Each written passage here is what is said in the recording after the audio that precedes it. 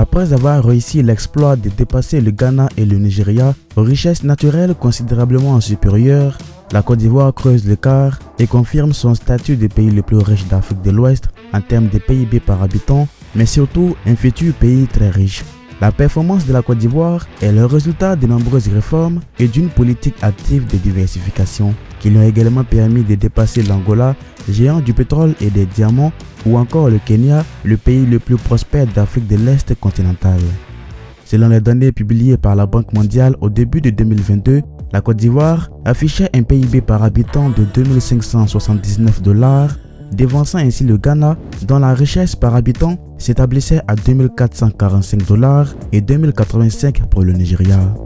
En creusant l'écart par rapport à l'année précédente, au terme de laquelle son PIB par habitant était de 2326 $ contre 2254 pour le Ghana et 2097 pour le Nigeria. La Côte d'Ivoire consolide ainsi sa position des pays les plus riches d'Afrique de l'Ouest, dévançant aussi largement l'Angola avec 2138 $ et le Kenya 2007 $ par habitant. La Côte d'Ivoire est en pleine reconstruction. Des projets gigantesques sortent des terres, redorant ainsi l'image d'un pays qui, il y a une décennie, était aux prises de la guerre.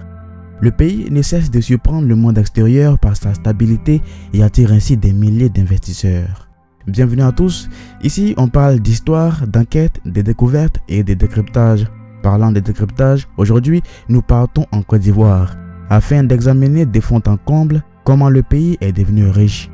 N'hésitez pas de vous abonner à la chaîne et d'activer la cloche pour être informé à chaque fois que je sortirai une nouvelle vidéo. Mais saurions-nous vraiment pourquoi le développement de la Côte d'Ivoire étonne tant si nous ne connaissons pas son histoire et les événements qui l'ont marqué? Les Européens, Portugais, Français, Danois, Hollandais, Anglais ont parcouru la côte dès le XIVe siècle, mais leurs comptoirs commerciaux ne datent que du XVIIIe. Après l'abolition officielle de la traite esclavagiste, on en retirera de l'huile de palme, des gommes, des bois de teinture, parfois un peu d'ivoire et un peu d'or. On y importait en échange des tissus, du genièvre, du rhum, de la verroterie, de la poudre et des faïences. À partir de la seconde moitié du XIXe siècle, les Français commencent à acquérir des positions de plus en plus solides et après avoir été un temps presque complètement supplantés par les Anglais, finissent par expulser tous leurs concurrents. Au cours des dernières années de ces siècles, ils prennent aussi position dans l'arrière-pays et s'assurent une continuité territoriale avec leur possession au Soudan occidental.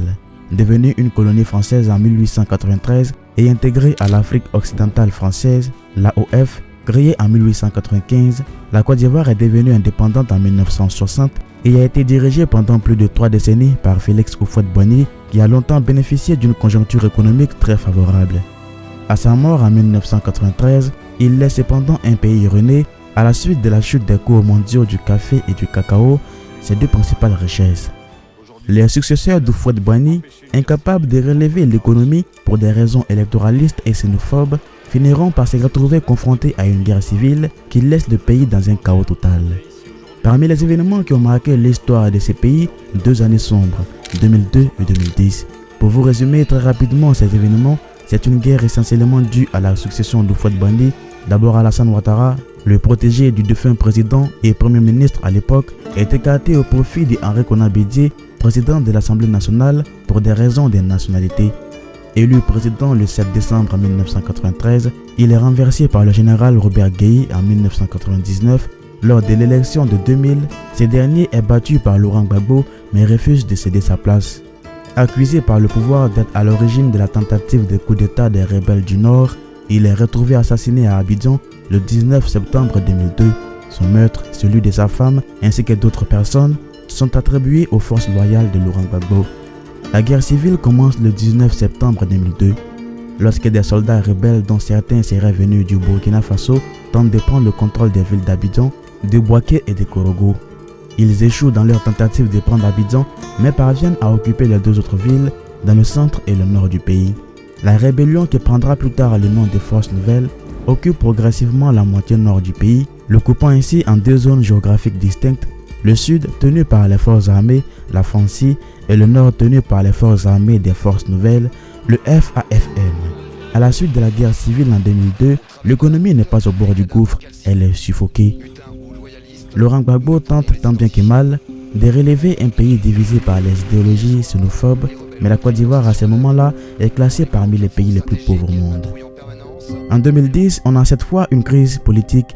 Elle débute à l'issue du second tour de l'élection présidentielle de 2010. Le résultat du premier scrutin est contesté par le perdant Laurent Gbagbo. Elle est l'ultime étape de la crise qui a éclaté en septembre 2002.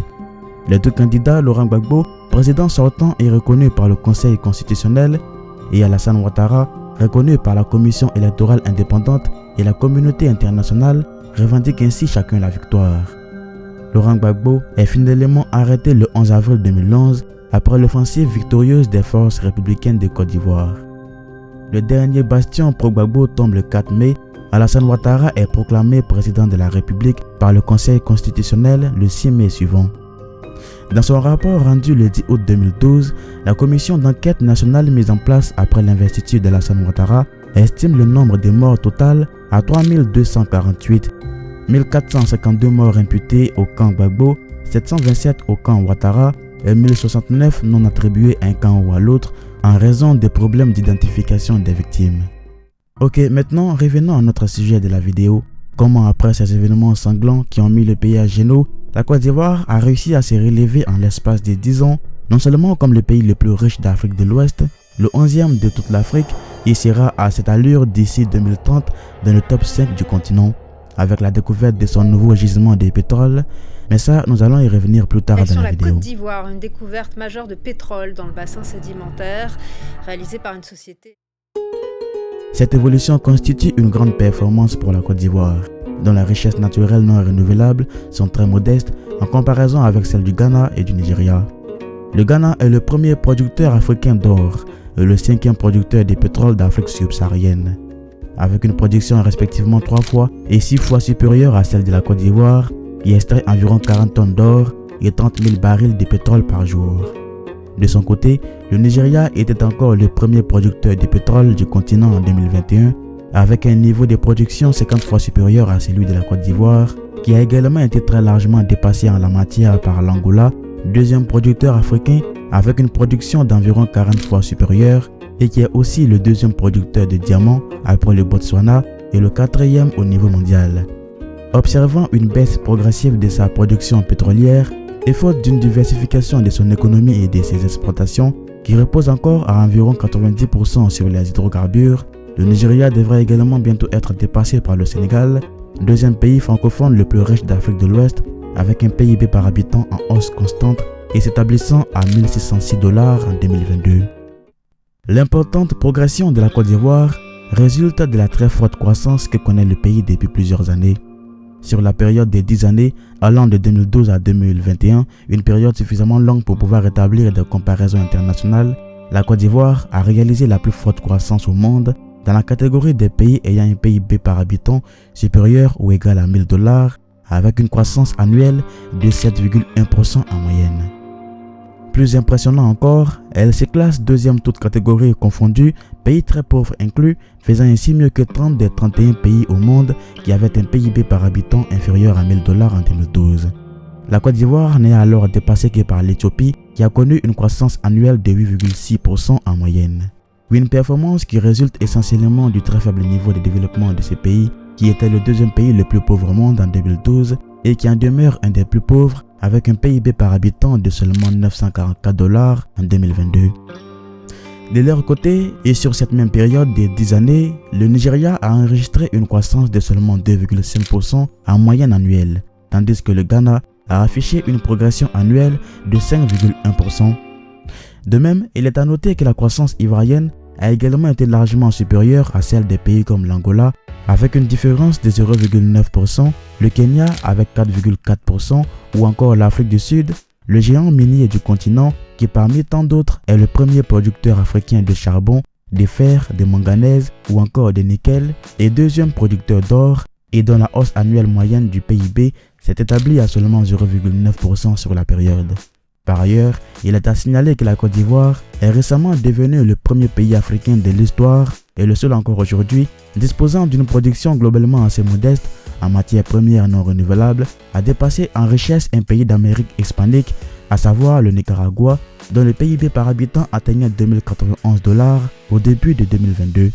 La Côte d'Ivoire devrait d'ailleurs prochainement devancer le Honduras, dont le PIB par habitant se situait à 2831 $. Dans un autre registre, il est à noter que les performances économiques de la Côte d'Ivoire se sont accompagnées d'une maîtrise de l'endettement selon le FMI, avec un niveau de dette publique s'établissant à seulement 52,1% en 2022 contre non moins de 82,1% pour le Ghana voisin. S'il demeure supérieur à celui du Nigeria avec 36,6%, le niveau d'endettement de la Côte d'Ivoire reste largement inférieur à celui de l'Angola avec 86,4%, du Kenya avec 67,8% ou encore l'Afrique du Sud qui affiche 69%. La forte croissance de l'économie ivoirienne s'est également accompagnée d'un bon contrôle de l'inflation qui s'est situé à seulement 1,3% en moyenne annuelle sur la décennie de 2012 à 2021, contre non moins de 12,0% pour le Ghana et 12,3% pour le Nigeria, ou encore 17,8% pour l'Angola. Les difficultés économiques de ces trois derniers pays, dont les populations les plus fragiles, ont été grandement pénalisées par la forte hausse du prix des produits de base, se sont notamment traduites par une importante dépréciation de la monnaie nationale, avec une perte des valeurs s'établissant respectivement à 80%, 63% et 77% face au dollar depuis le début de l'année 2014, soit une dépréciation de plus de 99% pour la monnaie nigériane depuis sa création. Une situation qui a notamment pour conséquence une forte dollarisation de l'économie de ces deux pays, c'est-à-dire une large utilisation du dollar pour les transactions économiques au détriment de la monnaie nationale considérée comme risquée. Une politique active des réformes et de diversification. Les résultats de la Côte d'Ivoire s'expliquent par les profondes réformes administratives, juridiques et fiscales réalisées afin d'améliorer le climat des affaires et d'attirer les investisseurs, ainsi que par une politique active de diversification des sources de revenus. Grâce aux réformes accomplies, la Côte d'Ivoire a réussi à instaurer un cadre propice à l'entrepreneuriat local et aux investissements étrangers. Le pays avait ainsi fait un bond considérable dans le classement international relatif au climat des affaires, qui était publié chaque année par la Banque mondiale, en passant de la 167e place en 2012 à la 110e place en 2020, qui est à ce jour l'année du dernier rapport. Même si elle demeurait à ce moment-là encore moins bien classée que des pays comme le Maroc à la 53e position ou l'Afrique du Sud à la 84e place, la Côte d'Ivoire faisait toutefois déjà largement mieux que le Nigeria, qui se trouve à la 131e place, l'Angola à la 177e place ou encore l'Éthiopie classée 159e avant le début de la guerre civile. Au passage, il convient de rappeler que la maîtrise de l'inflation, élément ayant une incidence certaine sur l'environnement des affaires, dans l'élaboration du classement annuel de la Banque mondiale, ce qui pénalisait la Côte d'Ivoire où l'inflation est bien plus faible que dans les pays précédemment cités et qui méritait donc d'être encore mieux classée. Ces réformes se sont accompagnées de la réalisation de grands travaux à travers le pays, routes, ponts, réseaux de télécommunications, logements sociaux, transports publics comme le futur métro d'Abidjan, ainsi qu'une politique active de diversification des sources de revenus en s'appuyant sur le développement du secteur agricole, des industries de transformation et des capacités de production d'électricité et en lançant de nouvelles filières industrielles. Déjà premier producteur mondial du cacao depuis longtemps, la Côte d'Ivoire s'est ainsi également hissée au cours de la dernière décennie au premier rang mondial pour la production des noix de cajou et au premier rang africain et quatrième mondial pour le caoutchouc naturel dont elle assure désormais près de 80% de la production continentale suite à un quintuplement de la production nationale. Le pays est également le second producteur africain de l'huile de palme derrière le Nigeria et est récemment devenu le troisième producteur continental de coton après le Mali et le Bénin. Par ailleurs, le pays dispose d'un secteur halieutique assez important, étant notamment le premier producteur africain de thon. Parallèlement à la hausse de la production agricole, le pays a également porté une attention particulière à la transformation locale de la production, source d'une valeur ajoutée bien plus importante pour le pays, dont elle contribue également à l'industrialisation. Ainsi, et grâce à la multiplication récente des usines de transformation, encouragée par un cadre propice à l'investissement, la Côte d'Ivoire transforme aujourd'hui, à tous les stades de transformation confondus, les 3/4 de sa production de caoutchouc naturel, les 2/3 de sa production de thon, près de 35% de sa production de cacao et environ 12% de sa récolte de noix de cajou. Mais le pays a pour objectif d'augmenter encore davantage ses niveaux de production locale, et notamment dans les filières de cacao et de noix de cajou, pour lesquels il espère atteindre un niveau de 50% d'ici 2025 et de 100% pour le cacao d'ici 2030. Dans ce cadre, et parmi les nombreuses installations récentes ou en cours, le plus moderne des usines de transformation des noix de cajou au monde est entré en production en juin 2021 avec un taux d'automatisation de plus de 90%. Cette installation industrielle devrait même devenir la plus grande des usines de transformation des noix de cajou au monde après la construction d'une unité de valorisation des coques pour la production d'électricité. Parlons de la production d'électricité. L'électricité est d'ailleurs un des domaines dans lesquels le pays a fortement investi au cours de la dernière décennie, avec pour résultat une hausse de 2/3 de sa production nationale, assortie d'une part grandissante pour les énergies renouvelables, solaire, biomasse, hydroélectrique, etc. Disposant désormais du 3e plus grand système de production électrique en Afrique, selon la Banque mondiale, le pays est même devenu l'un des principaux exportateurs en la matière, acheminant environ 11% de sa production vers 8 pays d'Afrique de l'Ouest. Au niveau national, le taux de couverture est passé de 33% des localités ivoiriennes depuis 2012 à 82% en mars 2022, couvrant ainsi 92% de la population. L'électrification du pays constitue en effet un élément de grande importance pour la réussite de toute politique de développement économique et social. Outre les activités précédemment citées, elle est aussi cruciale pour le développement du secteur des nouvelles technologies, pour le lancement de nouvelles filières industrielles ou encore pour la mise en place d'un réseau scolaire étendu et performant à travers le pays. Par exemple, la Côte d'Ivoire a commencé à assembler ses premiers ordinateurs et téléphones portables intelligents en juin 2021, un des rares pays africains à ce jour. Avant de lancer en mai 2022 un nouveau téléphone révolutionnaire de conception locale, utilisable notamment pour les personnes analphabètes grâce à une commande vocale, et de surcroît disponible en 15 langues africaines et 4 langues internationales. En même temps, une filière automobile commence aussi à se développer avec l'installation d'une usine d'assemblage de minibus et d'ambulances de la marque Iveco et dont les premiers véhicules ont été présentés en janvier 2022. Quant à l'éducation, les 5 dernières années ont vu l'ouverture d'autant d'écoles à travers le pays qu'au cours des 20 années précédentes. Une accélération qui s'explique notamment par la scolarisation rendue obligatoire à partir de la rentrée 2015 pour les enfants âgés de 6 à 16 ans. Grâce à la diversification des sources de revenus, les activités directement liées aux industries extractives, hydrocarbures et industries minières, et malgré l'augmentation de leur production au cours des dernières années, ne représentent aujourd'hui qu'environ 30% des exportations des biens du pays, dont l'économie est ainsi plus robuste et résiliente face aux crises internationales que celles du Ghana et du Nigeria, ou encore l'Angola et de l'Afrique du Sud.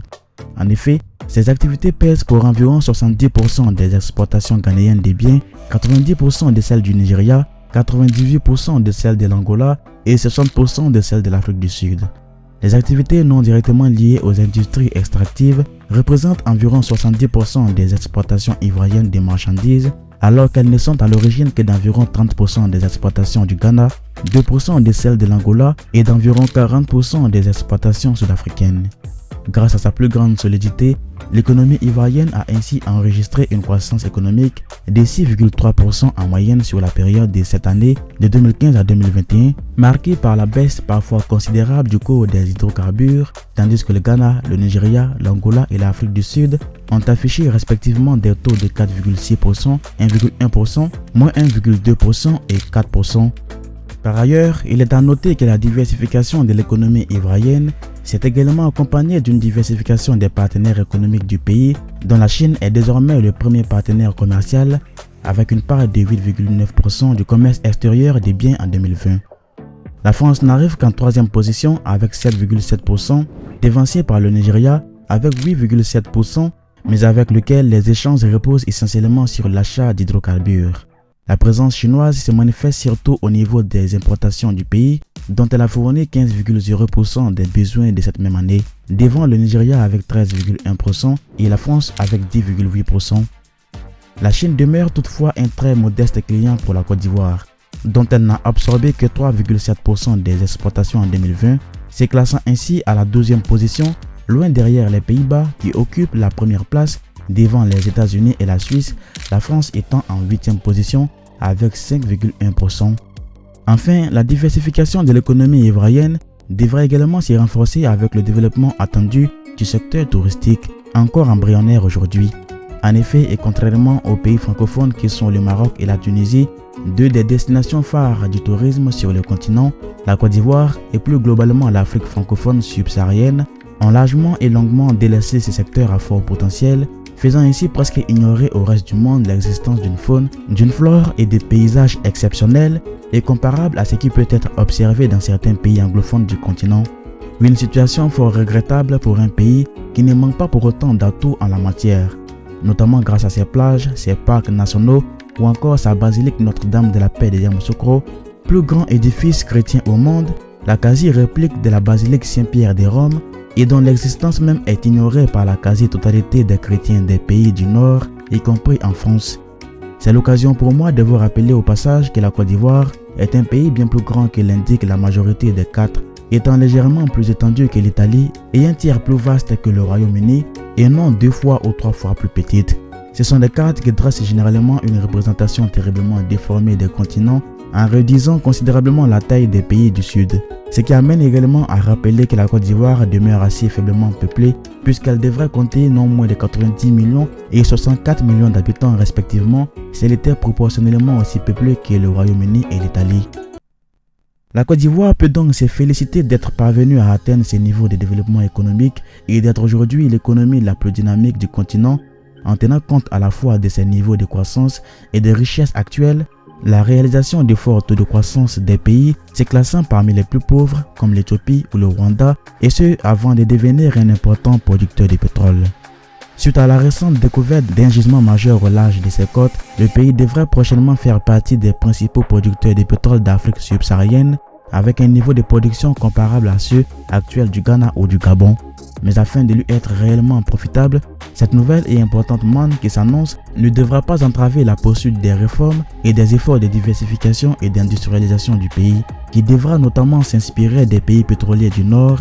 la Norvège, le Royaume-Uni, le Canada ou les États-Unis, qui ont toujours su développer les différents pans de l'économie au nom de leur indépendance nationale, tout en atteignant un niveau élevé en matière de bonne gouvernance et de lutte contre la corruption et les détournements de fonds. Merci d'avoir suivi ces décryptages. Dites-moi dans les commentaires ce que vous avez pensé de la vidéo et je me ferai un plaisir d'y répondre. N'oubliez cependant pas de laisser un like sur la vidéo, de vous abonner à la chaîne si mes contenus vous plaisent et d'activer la cloche de notification pour être alerté à chaque fois que je sortirai une nouvelle vidéo. À bientôt.